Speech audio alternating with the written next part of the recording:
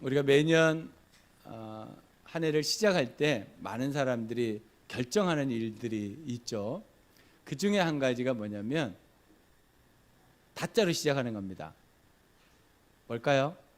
한 해를 시작할 때 항상 모든 사람이 결정하는, 우리는 다 빼빼하셔서 잘 모르시나 보다. 한 해를 시작할 때 국민의 75%가 다이어트를 결정한다고 합니다. 근데 문제는 왜 안 되느냐? 이것 때문에 안 된다고 합니다. 내일부터 하기 때문에 안 된대요. 내일부터. 오늘부터 해야 되는데, 지금 당장 해야 되는데 내일부터. 그러니까 다이어트가 안 된다는 거죠. 그래서 다이어트 산업은 망하지 않을 것 같습니다. 여러분들 거기에 투자하시면 돈을 좀 벌 것 같습니다. 우리 가운데도 다이어트 지금 하고 계신 분들 있죠? 내일부터. 근데 이 다이어트뿐만 아니라 우리의 신앙도 내일부터 하시는 분들이 있더라고요. 근데 하나님은 내일부터도 참 좋아요. 하나님 내일을 주시니까. 그러나 하나님께서는 오늘부터, 지금부터 신앙생활을 잘 하기를 원하시고 계신답니다. 그럴까요? 네, 그렇습니다. 여러분 삶 속에 날마다 하나님이 주시는 새로운, 오늘 우리 청소년들이 찬양한 것처럼 새로운 삶을 주시는 주님을 찬양합니다. 분명히 그렇게 하실 것입니다. 그런데 참 좋은 삶만 매일 있고 날마다 기쁘고 또 응답받는 삶만 계속 있으면 참 좋을 텐데, 우리의 인생에는 꼭 유혹과 시험이 동시에 같이 있다는 거예요. 좋은 일도 있습니다. 근데 힘들고 어려운 일도 우리에게 동일하게 있습니다. 그래서 우리가 살다 보면 왜 내가 이렇게 살지? 예수님도 믿고 또 더 나가서 내가 하나님 말씀대로도 살고 내가 다른 사람에게 해코지하는 것도 없고 잘 사는 것 같은데 왜 내 삶 속에는 이런 시험과 유혹이 끊임없이 일어날까? 뭐가 문제일까? 라고 생각하시는 분들이 있을지도 모르겠습니다. 우리는 이 땅에 살면서 주의 말씀대로 정말 교회를 섬기고 어떤 면에서 목장을 섬기고 가정을 섬기고 최선을 다해 사는데 유혹과 시험은 끊임없이 우리에게 경험되고 체험되고 있습니다. 그래서 어느 때에는 내가 이거 계속 해도 되나? 내가 그만둘까? 이런 고민들까지도 하게 되는 것을 봅니다. 그런데 오늘 본문 말씀을 보니까 예수님께서도 시험을 받으셨다, 이렇게 성경은 이야기하고 있습니다. 그렇다면 예수님도 사탄에게, 악마에게, 마귀에게 시험을 받으셨다면 우리도 그렇게 받습니다. 그래서 우리의 삶 속에는 언제든지 시험과 유혹이 항상 있을 수밖에 없다라는 것입니다. 그 시험과 유혹을 우리가 어떻게 이길 수 있을까? 오늘 예수님께서 이 40일 동안 금식하신 후에 사탄에게 세 가지의 시험을 당하시고 그 시험을 다 이겨내셨어요. 그 이겨낼 수 있었던 한 가지의 비밀은 하나님을 철저하게 신뢰했다는 거예요. 그래서 사탄을 물리칠 때마다 하나님의 말씀으로 물리치십니다. 가장 유명한 게 뭐죠? 야, 너 배고프잖아. 그러니까 그 돌을 떡으로 만들어서, 빵으로 만들어서 먹어. 너 할 수 있잖아. 그랬더니 예수님께서 뭐라고 말씀하셨다고요? 사람이 떡으로만, 우리나라는 떡이에요. 그 사람들은 빵이고, 그걸로만 사는 것이 아니고 하나님의 말씀으로 사는 것이다, 이렇게 말합니다. 그래서 사탄을 이겨냅니다. 계속 하나님의 말씀을 이겨냅니다. 우리가 시험과 유혹을 당할 때마다 우리가 이길 수 있는 비결, 그것은 하나님을 신뢰하는 것이다 라는 것을 예수님이 우리에게 보여주셨습니다. 그럼에도 불구하고 예수님은 힘드셨어요.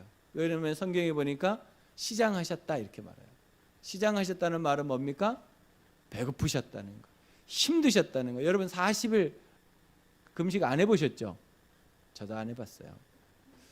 근데 해보신 분들 얘기 들어보면요, 비몽사몽간에 40일을 채우게 된대요. 너무너무 힘들어가지고. 그러니까 예수님도 100% 인간이시기 때문에 모든 기관을 가지고 계셨기 때문에 안 먹으면 고난이 있을 수밖에 없는 것이죠. 그랬더니 그 40일이 지난 다음에 시험을 넘어가고 난 다음에 하나님께서 뭘 주셨더라? 하나님께서 천사들을 보내서 도와주셨더라. 오늘 본문 말에는 수종들더라, 세 번역에는 시중들더라, 이렇게 대접하더라, 다른 말로 위로하시더라, 이런 말이에요. 그러니까 우리가 당하는 수많은 시험들이 있습니다. 그러나 그 시험은 우리가 버티고 이겨내야 될 일이에요. 그러면 하나님께서 그 일들 가운데 놀라운 위로를 주신다라는 것입니다. 근데 시험과 유혹은 어디를 통해서 올까요? 무엇을 통해서 올까요? 로마서 8장 6절 말씀을 보니까 시험과 유혹은 이렇게 온답니다. 말씀을 보여주세요. 로마서 6장입니다. 육신의 시작. 육신에 속한 생각은 죽음입니다. 그러나 성령에 속한 생각은 생명과 평화입니다. 무엇을 통해서 와요? 생각을 통해서 와요. 생각을 다스리는 자가 있습니까? 이 세상에? 없습니다. 이 세상에 한 사람도 자기 생각을 자기가 조절하거나 주장하거나 자기 생각을 자기가 하고 싶은 대로 하는 사람이 없습니다. 생각은 갑자기 나는 거예요. 갑자기. 그죠? 그러니까 생각을 다스릴 수 있다는 것은 우리 힘으로 안 됩니다.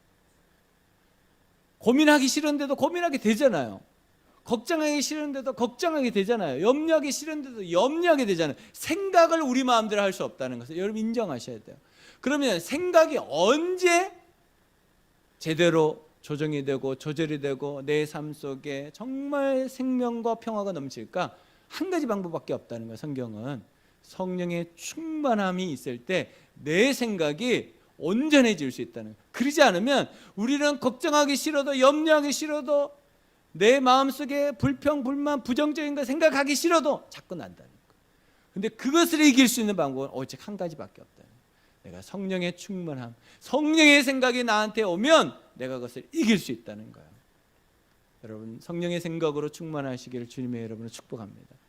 그래서 제가 새벽에 기도할 때마다 하는 것이 있어요. 하나님 우리 성도들에게 성령의 충만함을 허락해달라고 계속 기도해요. 하나님 우리 성도들에게 성령의 충만함을 주시옵소서. 그래야지 이 생각이 하나님이 주시는 생명과 평화로 가득하다는 거예요.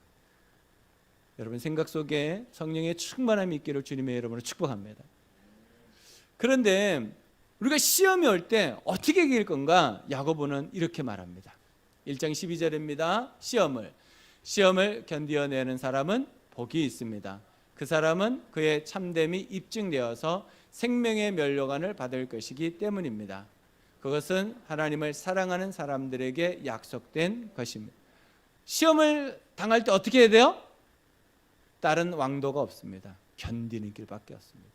근데 어떻게 견뎌요? 내 힘으로 견뎌져요? 안 견뎌요. 못 견뎌요. 그러니까 어떻게 해요? 하나님 저에게 은혜를 부어 주시옵소서. 하나님의 사랑을 부어 주시옵소서. 그 마음을 가지고 우리가 견뎌야 되는 거예요. 그냥 막 견디는 거 아니에요. 내 노력으로 내 힘으로 못 견뎌요. 무너져요. 결국엔 무너집니다. 근데 어떻게 견디느냐? 견디긴 해야 되는데 하나님의 사랑과 하나님의 은혜를 저에게 부어 주시옵소서 라고 기도하면서 견디는 거예요. 그렇다면 하나님의 사랑이 우리에게 오고 하나님의 은혜가 우리에게 오면 시험과 유혹이 없어질까요? 여전히 있습니다. 여전히 우리가 이 세상 떠나는 날까지 그것이 있을 거예요. 그러면 시험인지 유혹인지 분별할 수 있는 점검표가 있으면 좋겠죠. 제가 9가지로 나누어서 여러분들하고 나누겠습니다. 첫 번째, 우리의 마음속에 평안이 있는가 미움이 있는가를 보면서 이게 시험인가 유혹인가를 판단할 수 있습니다. 내 마음속에 평안한 거, 힘들고 어려운 일이 있는데 평안해. 근데 내 마음속에 계속 미움이 나와. 다른 사람을 자꾸 생각하게 되고 힘들게 되고 어렵게 돼. 두 번째, 신앙의 기본을 하고 있는가 무감각하게 지내고 있는가. 신앙의 기본이 뭡니까? 예배를 드리는 겁니다. 그래서 신앙의 회복은 예배의 회복이에요. 여러분 수요 예배 그거 그냥 아무것도 아니다라고 생각하지 마시고 수요 예배 오셔야 됩니다. 여러분 신앙의 회복을 위해서 필요합니다. 기도하는 거, 다른 사람을 섬기는 거, 이게 신앙의 기본이잖아요. 기본 중의 기본, 감사 나눔하는 거, 신앙의 기본 중의 기본. 그런데 이것을 내가 하지 않아도 아무렇지도 않다, 무감각하다, 이건 유혹에 빠진 겁니다. 세 번째로, 지도자에게 순종하고 있는가 불순종하고 있는가. 여러분 부모님이 여러분 지도자죠. 목자 목녀가 여러분 지도자죠. 제가 여러분들을 지도하는 지도자입니다. 순종하고 있는가 아닌가 보셔야 돼요.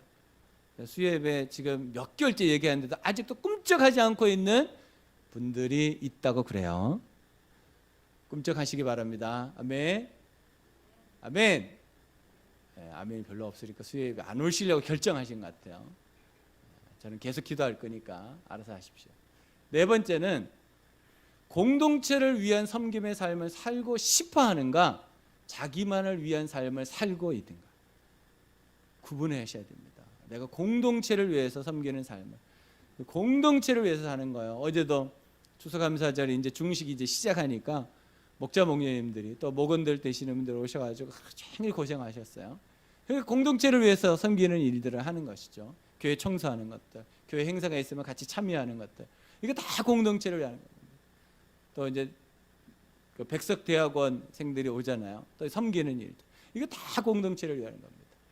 그러나 말거나 나는 나대로 산다, 이게 자기만을 위한 삶이에요. 다섯 번째, 감사함으로 자원하여 기쁨으로 헌신하고 있는가 아닌가. 감사함으로 일을 하는데 불평불만 입에 달려가지고 하는 사람이 있는 반면에 기쁨으로 이왕 헌신하는 거, 기쁨으로, 그죠? 오늘 우리 청소년들이 이왕 찬양하는데 기쁨으로 하잖아요. 얼마나 기쁨이 넘치는지 그냥 최고 오늘 최고 올려가지고 찬양한 거야. 여러분 그렇게 보이셨죠? 감사함으로 있는가 없는가. 여섯 번째입니다. 살리고 세우는 쪽을 선택하고 있는가, 파괴와 분리 쪽을 선택하고 있는가. 우리가 잘 봐야 됩니다. 가족 가운데에서도 이런 경우가 있고요. 공동체는 항상 이 두 가지의 싸움이 있습니다. 사단이 어느 쪽을 좋아할까요? 여러분 잘 보셔야 됩니다. 일곱 번째, 살리고 세우는 말을 하고 있는가, 욕하고 죽이는 말을 하고 있는가. 말이 정말 중요해요. 말이에요. 입이 얼마나 중요한지 말이에요. 혀가, 그 야고보는요 얼마나 이게 중요하다고 생각하는지 몰라요. 여덟 번째입니다. 긍휼함의 눈으로 보고 있는가, 미움과 시기의 눈으로 보고 있는가. 눈이 중요해요. 눈. 보는 때마다 지적사항이 나오고 야단칠 게 나오고 못마땅하면 나오고, 이거 하나님 눈 아닙니다. 불쌍하게 여기는 눈이 아니에요. 저 사람 힘들겠다. 내가 도와줘야지. 이런 마음들, 그죠? 오늘 우리 찬양팀이 연습해가지고 찬양했잖아요. 보면서 어떤 마음이 들었어요? 이야, 은혜롭다. 정말 준비 많이 하셨구나. 정말 감사하다. 이런 마음이 드시죠? 네, 별론가요? 그런 마음이 들어요. 그런 눈으로 바라봐야 돼요. 그런 눈, 그죠? 우리 가족들을 바라볼 때 그런 눈이 있어야 돼요. 그런 눈.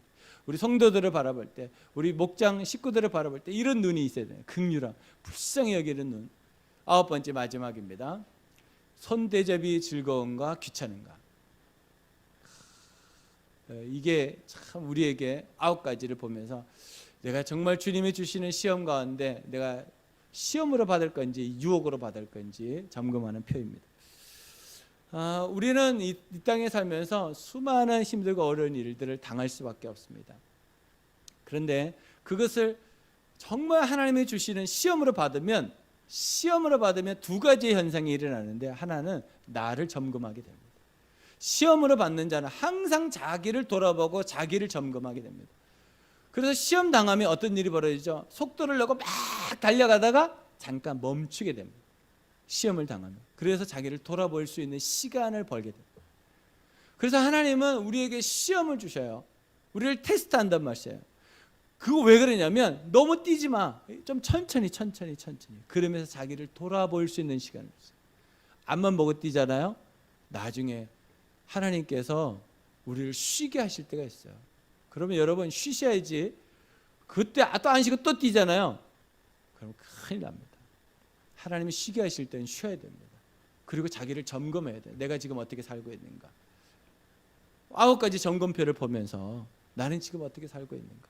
여러분 점검해 보셔야 돼요. 그냥 인생 살면 안 됩니다. 꼭 인생을 점검하고 사셔야 돼요. 그리고 또 한 가지는 하나님의 시험을 통해서 우리를 성숙시키십니다. 그래서 인생은 어떤 사람이 성숙해지냐면 고난 가운데 통과한 사람들이 성숙해집니다. 그래서 하나님께서 우리에게 고난을 주시는데, 시험거리를 주시는데 왜 주시냐면 우리가 성숙하라고. 이전에 안 보였던 사람들이, 이전에 안 보였던 일들이 고난 가운데 들어가면 보여요. 눈이 열려요. 마음이 넓어져요. 생각이 넓어져. 이전에 내가 안 보였던 것들이 보이게 돼요. 정말 긍휼함으로 사람을 살리고 세우는 그런 마음들이 생겨요. 그래서 우리가 하나님 앞에 나아갈 때 하나님, 내가 시험에 들게 하지 마옵시고, 이것은 유혹에 빠지는 겁니다. 마귀가 우리에게 유혹할 때는요, 예수 이름으로 이겨내야 돼요. 그러나 하나님이 나에게 주신 시험은요, 우리가 잘 감당해야 됩니다. 그러면 나를 제대로 보게 되고 다른 이들을 섬기는 성숙한 자가 될 줄로 믿습니다. 여러분 삶 속에 이 복이 있어야 됩니다. 이 복이 없으면 우리는 끊임없이 어린이로 살게 됩니다. 계속 대접받고 살아요. 여러분, 어린이로 살지 마시고 어른으로 사시기를 주님의 이름으로 축복합니다. 오늘 제목이 하늘의 뜻입니다. 하늘의 뜻, 하늘의 뜻. 주제입니다. 하늘의 뜻이 뭐냐? 사랑하여 영원 구원하는 하늘의 뜻이다. 사랑하여 영원 구원은 하늘의 뜻이다. 사랑하여 영원 구원은 하늘의 뜻이다. 시작. 사랑하여 영원 구원은 하늘의 뜻이다. 그렇습니다. 우리가 지금 믿는 자의 목표, 그러고서 사랑하여 영원 구원 하잖아요. 그 뜻이 하늘의 뜻이라는 거예요. 하늘의 뜻. 하나님께서는 우리에게 예수 그리스도를 통해서 하늘의 뜻을 보여주셨는데, 오늘은 예수님의 공생애를 시작하기 바로 전이에요. 이제 공적인 생애를 시작하기 바로 전 하늘의 뜻을 보여주시는데, 그게 뭐냐면 금식한 후에 시험당하는 거예요. 왜 이거를 처음으로 보여주셨을까? 고민이 됐어요. 왜 하나님께서는 좋은 것을 좀 처음에 보여주시지 금식하는 일들로, 고난당하는 일들로, 시험당하는 일들로, 유혹당하는 일들로 처음 보여주셨을까? 우리 인생이 그렇다는 거예요. 우리 인생의 시작이 유혹과 시험으로 충만하다는 거예요. 근데 그걸 어떻게, 이것을 이겨내야지 하늘의 뜻이 우리에게 온다는 거예요. 그러지 않으면요, 우리가 하나님의 뜻을 발견하지 못해요. 예수 그리스도께서 40일을 금식하시고 사단에게 3가지의 시험을 극복하고 넘어간 이후에 하나님의 뜻을 이 땅에 펼치셨다고요. 그게 뭐냐면 회개하라, 천국이 왔다, 이 말을 외치셨다고. 시험을 넘어간 후에, 유혹을 넘어간 이후에 하늘의 뜻이 예수님에게 있고 그것이 세상에 전파되었다. 그래서 정말 사랑하여 영원 구원은 하늘의 뜻입니다. 그 하늘의 뜻에 우리가 순종하고 살아야 되는데, 어떻게 순종할 수 있나, 어떻게 감당할 수 있냐, 2가지라고 생각합니다. 첫 번째는, 하늘의 뜻은 무엇이냐? 하나님을 신뢰하는 것입니다. 하나님을 신뢰하는 것입니다. 시작. 하나님을 신뢰하는 것입니다. 13절 말씀 보겠습니다. 광야에서 40일을 계시면서 사탄에게 시험을 받으시며 들짐승과 함께 계시니 천사들이 수종들더라. 하나님의 뜻이 뭐예요? 광야로 가는 거예요. 하나님의 뜻이 뭐예요? 마귀에게 시험 받는 거예요. 이게 하나님의 뜻이에요. 근데 그 뜻을 어떻게 해요? 신뢰하고 그대로 살아가요. 광야로 가라니까 광야로 가고, 시험 당하니까 시험 당하고, 금식하니까 금식하시고, 하나님의 뜻에 맞게 사는 삶을 예수님이 보여주시는 거예요. 힘들어도 그 뜻에 따라 순종하고, 어려워도 그 뜻을 바라보면서 따라가고. 그러니까 우리가 하늘의 뜻이 이 땅에 이루어지려면 우리가 항상 잊지 말아야 될 것은 하나님을 신뢰하는 겁니다. 힘들고 어렵고 고난스럽고 고통당하고 감당하지 못하는 그 일도 하나님의 뜻이다. 그래서 하나님을 신뢰하는 거예요. 하나님을 신뢰할 때 우리가 누구인지를 알게 되고, 하나님을 신뢰할 때 고난을 이길 수 있는 힘이 생깁니다. 하나님을 신뢰하지 않으면 결국은 다 무너집니다. 다 무너집니다. 그래서 사탄이 우리의 생각 속에 부정적인 것들을 넣을 때, 그 부정적인 것이 오면 제일 먼저 무너지는 게 뭐냐면 하나님을 신뢰하는 게 무너집니다. 하나님을 신뢰할 마음이 없어요. 꼭 믿어야 돼? 안 믿어도 이렇게 잘 사는데 라고 말합니다. 네, 여러분, 꼭 시험과 유혹은 옵니다. 그때 하나님을 신뢰하지 않은 자와 신뢰하는 자는 완전히 다른 결과물이 나옵니다. 여러분들 삶 속에 하나님을 신뢰해서 하늘의 뜻을 이루는 놀라운 우리 밝은교회 성도들이 되시기를 주님의 이름으로 축복합니다. 하늘의 뜻은요, 하나님을 신뢰하는 것. 하나님을 신뢰해야지 우리가 시험과 유혹을 이길 수 있습니다. 2번째는 우리가 어떻게 하나님의 뜻을 이 땅에 이룰 수 있느냐? 위로입니다. 위로입니다. 시작. 위로입니다. 13절 말씀을 보니까 끝에 이렇게 말합니다. 천사들이 수종들더라. 40일을 버티셨던 예수님, 힘들고 어려우셨죠. 그 시험을 감당하는 게 쉬운 일이 아닙니다. 사탄이 와가지고 예수님한테 세 가지의 시험할 때 우리가 지금 글로 읽으니까 예수님이 쉽게 이긴 것 같지만 이게 쉽게 이긴 게 아니에요. 엄청나게 힘들고 어려운 거야. 사탄이 우리에게 쉬운 문제를 줍니까? 아리까리 유혹으로 주는 거예요. 하와가 쉬웠으면 어떻게 그걸 선악을 알게 하는 나무의 열매를 먹었겠어요? 그렇지 않단 말이에요. 사기를 칠 때 쉽게 하나요? 그렇지 않아요. 아리까리하게, 긴지 아닌지도 헷갈리게, 자기에게 이게 유익하다고 생각하게 만드는 거예요. 그럼에도 불구하고 예수님이 그것을 이겨내셨다고. 왜요? 하나님을 신뢰하니까. 하나님을 신뢰하지 못하면 못 이겨요. 그리고 나니까 하나님께서 뭘 주셔요? 천사를 통해서 위로를 주셨다. 우리가 이 땅에 사는 동안 얼마나 힘들고 어렵게 삽니까? 여러분, 지난 한 주간 동안 쉽게 사신 분이 여기에 한 명이라도 있습니까? 없습니다. 여기 하담이가요, 얼마나 힘들게 사는지 몰라요. 하담이가 굉장히 힘들게, 얼마나 힘들게 사는지 몰라. 여러분들 모르시죠? 할머니 할아버지하고 매일 맨발 걷기 해야 되고, 이게 쉬운 일이 아니에요. 엄마 따라서 여기 가야지 저기 가야지 쉬운 일이 아니에요. 주는 대로 먹어야 되잖아요. 또 자기가 만들지도 못하니까. 얼마나 쉽지 않겠어요. 저 꼬마도 힘들다고, 인생 사는 게. 우리는 얼마나 힘들겠어요. 우리는 더 힘들다고. 그러니까 이 땅에 살면서 하늘의 위로가 우리에게 없으면 우리는 살 수가 없어요. 그러니까 천사가 와서 예수님을 위로하시는 거예요. 천사가 우리에게도 오나요? 우리에게도 옵니다. 우리에게도 옵니다. 우리가 시험당하고 우리가 유혹당하고 힘들고 어려운 인생을 살아가면 하나님의 위로가 우리에게 임합니다. 그러니까 하늘의 위로가 우리에게 없으면요, 우리는 하루도 버틸 수가 없어요. 사실은 하늘의 위로가 있어야 됩니다. 근데 하늘의 위로가 그냥 오는 것이 아니고 내 옆에 사람을 통해서 오잖아요. 그죠? 사람을 통해서 옵니다. 광야에는 아무도 없으니까 천사들을 보내주시는 거예요. 만약 이때 제자들이 있었으면 제자들을 통해서 위로를 받았을 거예요. 여러분 옆에 있는 사람이 여러분의 위로죠. 여러분 위로죠. 자, 옆에 있는 분들한테 우리 위로의 한마디를 해보겠습니다. 무슨 말이도 좋습니다. 여러분들이 지금 딱 생각해 보셔. 내가 이 말을 해야 되겠다. 옆에 있는 사람 얼굴 한번 보시고, 내가 무슨 말을 해야 되겠다. 위로의 말을 한번 생각해 보세요. 자, 위로하겠습니다. 한마디씩만 해보세요. 네. 어쨌든 이제 해봐요. 안 하는 라인들이 있네. 어쨌든 이제 위로해봐요. 위로해요. 위로. 하늘의 뜻이 위로라니까. 하늘의 뜻이. 그래서 하나님은 예수님한테 보여주신 거예요. 너희들이 힘들고 어려운 그 고난의 길을 지나고 난 다음 내가 너희들을 위로하겠다. 고린도전서 15장 58절에 말씀하셔요. 우리가 수고한 것도 절대로 헛되지 않다라고 말씀해요. 우리의 수고가 절대로 헛되지 않다. 하나님께서 분명히 우리의 수고를 아시고 우리에게 놀라운 위로를 주실 줄 믿습니다. 하나님은 우리의 수고한 거, 우리가 애쓴 거, 주님 앞에 살려고 했던 거, 내가 누군가를 섬기려고 했던 거 절대로 잃어버리지 않아요. 그래서 우리는 위로를 받으면서 위로하면서 살아야 되는 사람입니다. 그것이 하늘의 뜻입니다.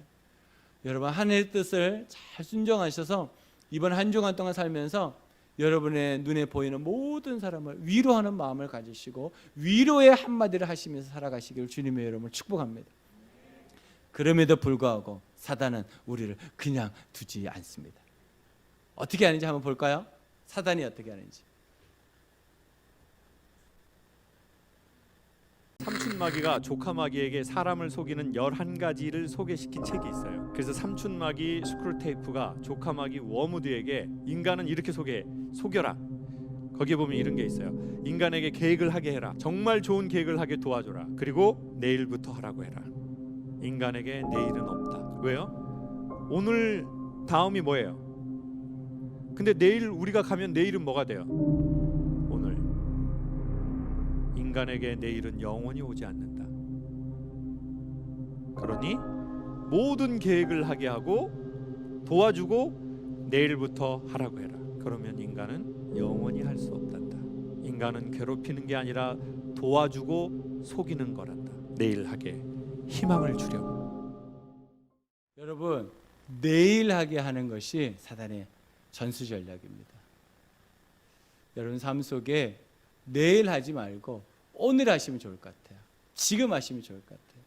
그래서 하늘의 위로가 우리에게 임하고 이 위로가 모든 사람들에게 흘러갈 수 있도록 그런 위로자의 삶을 사는 것이 하늘의 뜻이다. 그래서 여러분 삶 속에 이 위로가 넘쳐 흐르기를 주님의 이름으로 축복합니다. 제가 오늘 두 분을 초대했는데 한 분은 김창옥이고 한 분은 김호중 씨입니다. 우리 찬양단 나오실래요? 나만 겪는 고난이냐고 불평하지 마세요. 고난의 뒤편에 있는 주님이 주실 축복 미리 보면서 감사하세요.